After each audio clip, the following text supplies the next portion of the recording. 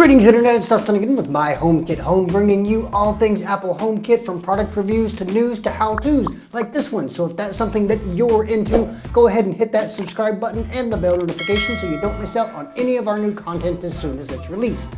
In this video, we'll be looking at how to perform a factory reset on the Phillips Hue Smart Button.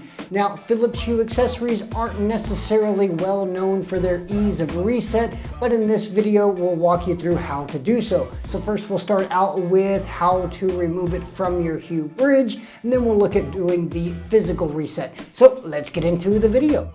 As with any HomeKit accessory that connects to HomeKit via a bridge, the Phillips Hue Smart Button can't actually be removed from Apple's Home app.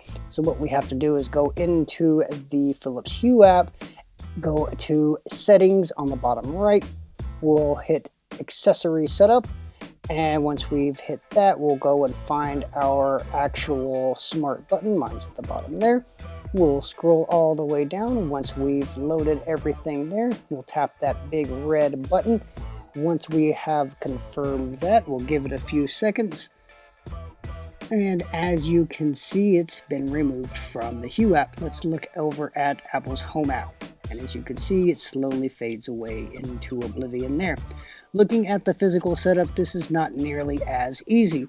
So looking at the button itself, if we flip it over, we have a flathead screw head insignia there. So we'll need to put some sort of flat tool in between the silicone and the back door of the device, being ever so careful as not to damage the plastic itself. It is a little bit difficult, I will admit, but not impossible.